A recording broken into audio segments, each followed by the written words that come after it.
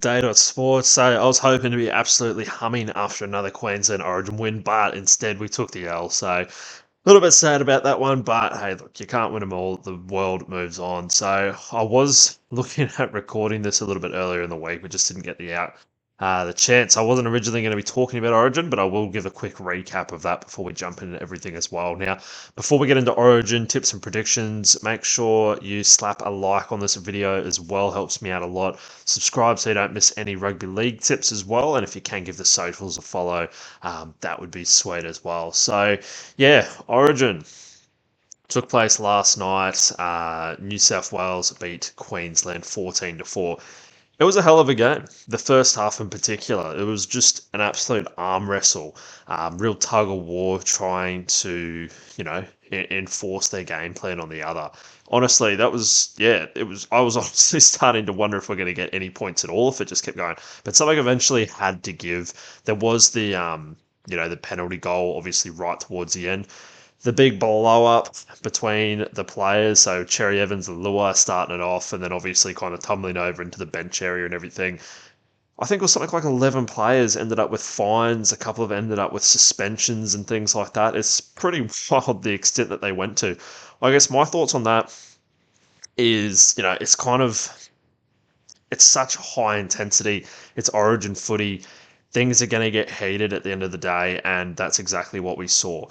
Should you have guys like Ola Kawatu in his suit jumping in, things like that? Yeah, probably not. Cam Murray running a mile to get involved in it, but at the end of the day as well, like that is kind of what Origin's built around as well. You've got these guys from all these different teams coming together as a group of brothers. They're all there for each other. They're there to stick up for each other. Any other week, Ola Kawatu is just trying to fold one of them.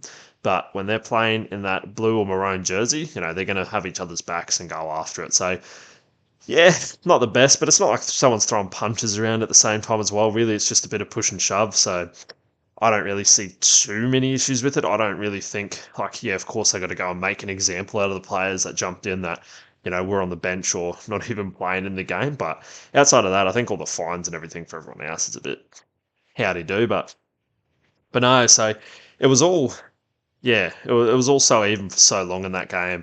Like I was saying, something eventually had to give, and unfortunately, it was some relatively, I'd say, average defense from Queensland. Up and they'd been going so well up until that point. Luai just slipped through, bit of footwork, show and go. He's just got such acceleration as well. Like you forget how quick he is. He dances across the field and steps a lot, but when he straightened up and busted through, I thought he was going to go the whole way himself. But Bradman Best coming in support.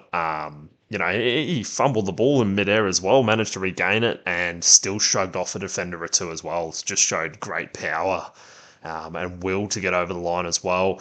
And then not long after that, Mitch Moses, he got over. I was watching it at the pub down the road, and their stream of it was actually I think it was about a minute or so behind like the live. So I had my phone up at the same time and saw that Mitch Moses got over, and I was like, fuck, that's just so late in the game where points are so hard to come by. And yeah, he just sliced straight through as well. I don't know where Walsh was going, if he slipped or what was going on, but he was nowhere to be seen on that one. So yeah, that was pretty rough, and it didn't help as well. Lomax, he can kick a ball and a half, so slotted those with no issues, and yeah, ended up 14-4, no tries for Queensland. So yeah, disappointing to lose. It would have been nice to get three in a row, but yeah, like I was saying, you can't win them all at this point. And it is good having the competitiveness. New South Wales, the way Queensland have been going the last few years, I was starting to think that it was going to set up as another, dynasty. They're just going to keep rolling through, so it's good. New South Wales, turned up with some serious players this year under Madge, and yeah, went out and did the job. So it's always good to see. Paddy Carrigan, what a monster. He is a machine. Apparently he hurt his ankle, like rolled his ankle like early in the game and just played the whole way through anyway. I really hope he backs up for the Broncos, but, unless you're genuinely injured, and it sounds like he is, then yeah, okay, I guess maybe rest Paddy, but boy, we need him. We need him fired up playing like that as well. Honestly, there's probably not a ton to say about the Queensland team. So, massive standout, and I had him as man of the match. If Queensland won, would have been Tommy Dearden. Well, either him or Paddy, but Tommy Dearden in that first half in particular, in attack, in defence, he was really putting the effort in. Obviously didn't come up with the win, but He is so good in Origin, it's not even funny. And then yeah, New South Wales just collectively played amazing. Fucking Edwards, he's just so solid at the back. You just know what you're going to get from him week in, week out. He's Mr. Consistent, runs a million meters a game, um, safe as hands. He's just in the right place all the time.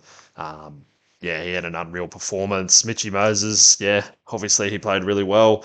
New South Wales, it's the third time now in 30 years they've managed to win a decider in Queensland, and he kind of goes down into that, elite upper echelon list of people now that has been a part of that.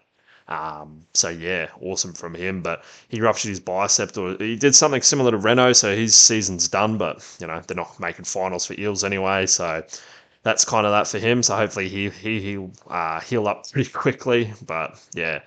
And lastly, as well, Angus Crichton, he got the Wally Lewis medal, so well deserved. Like the story, there's so much media about everything going on with him at the moment, but just purely looking on the footy pitch, like he's just in unreal form, and he bounces some of those bigger blokes off him as well. Like I think it was Lindsay Collins came up to him and he just gives him the biggest don't argue and sits him down. It's like, oh, he's a big boy.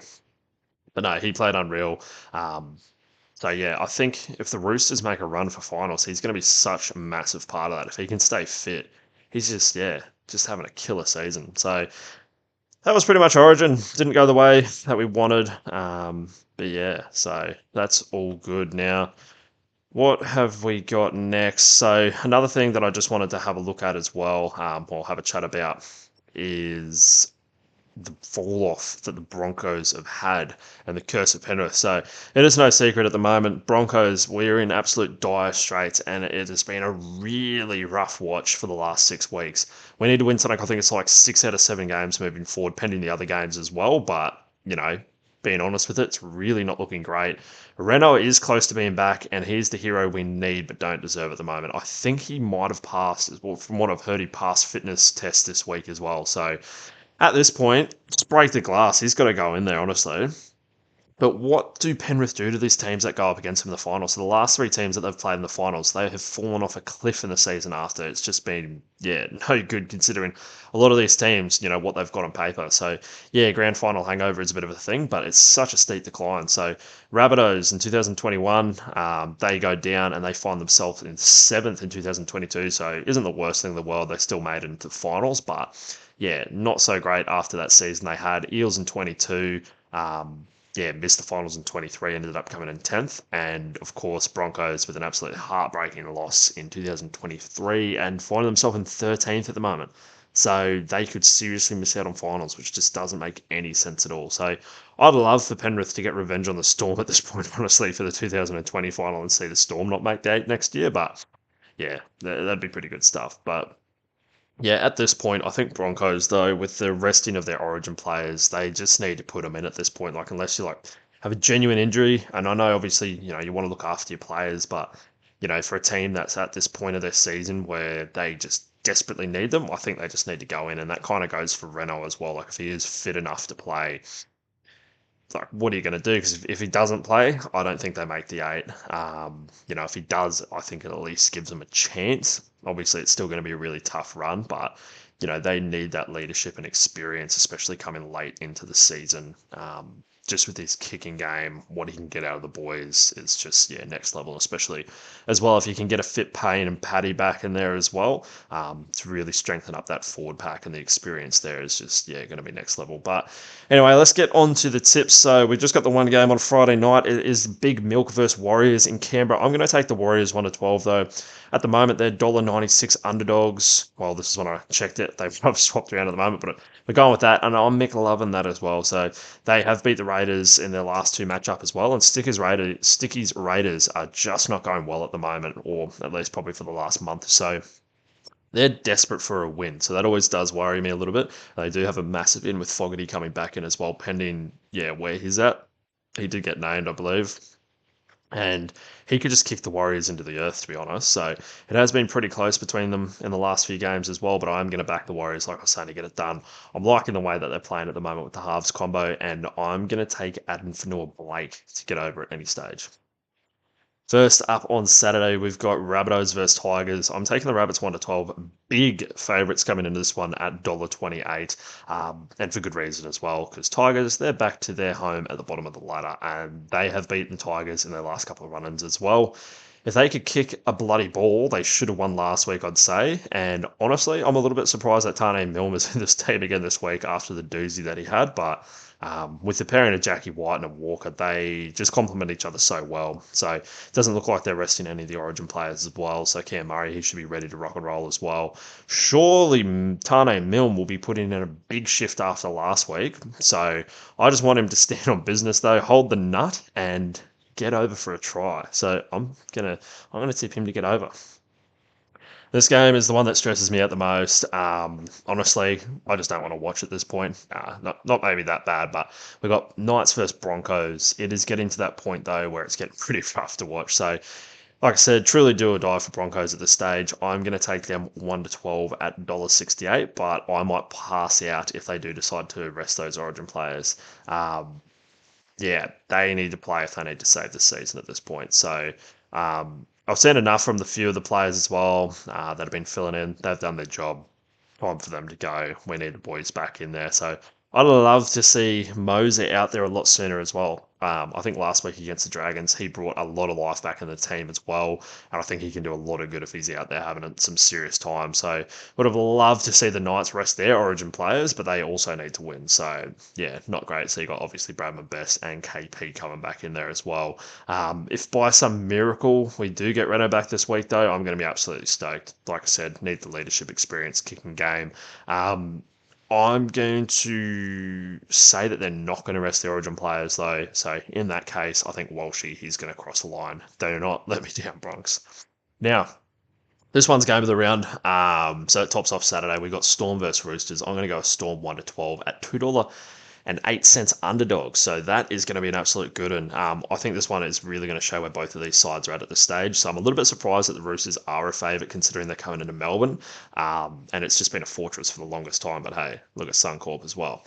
Storm, they have beat them in their last two run-ins, 18-12 and 18-13. So if you wanted to pick a scoreline, 18-12 looks pretty good. Both teams are mighty hot at the moment. 5 for 5 and 4 for 5 for the Roosters. So it really doesn't get much better than these two sides coming up against each other. I think Storm as well, they will be able to grind away and get it done.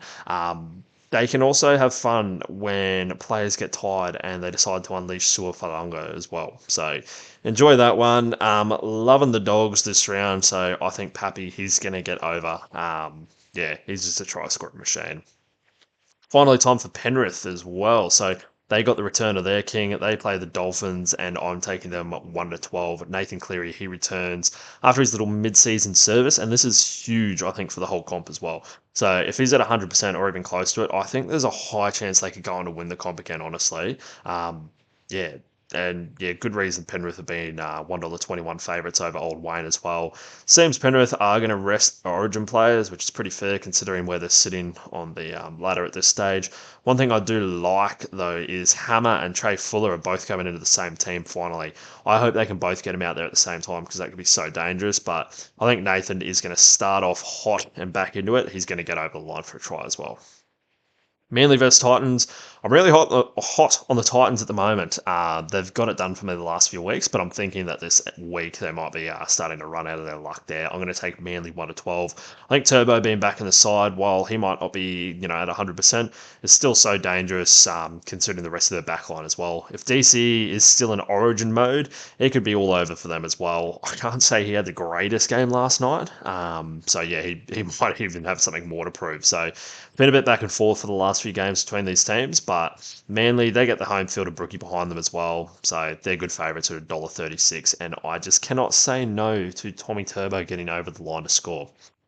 Now, last game of the round, we head up north for Cowboys versus Doggies, and I'm going to take the Dogs as underdogs 1-12 at $2.04. Doggies, they beat them last year 15-14 in their last run-in, and Burton has slotted 2 field goals in a row, so that's enough for me to back the Doggies. And I'm almost tempted to say it's going to go down to Golden Point as well. So Dogs have outperformed everyone's estimation of them this season, and Cows, they've had very sus defence, and they're coming up against the Doggies' iron wall of defence at the moment. So it looks like Cowboys are going to be playing their Origin players, so that's a massive boost for them. So, yeah, up north, tough game for anybody, but yeah, even then they've been losing those ones. So, Doggies, they're looking to secure their spot in the top 8, while Cows, they're trying not to fall out of it. So, yeah, it should be a good game, that last one on Sunday there as well. I think Jacob Preston is going to get over for the Doggies, though. Now, that's all for the round 20 tips. Now, for my tips of the week. So, he's a try scoring machine at the moment. I'm going to put Jacob Gagai in to get over the line. Again, I think Reese is going to be playing, so he's going to carve up the Knights, and perhaps he loves a try, so I'm going to put him down. And I might be reaching a little bit too far with this one, but I am going to slot Nathan Cleary in, like I was saying, to score anytime. So let me know who you're backing for the round. Up the Bronx. Catch you next time, and have a good one.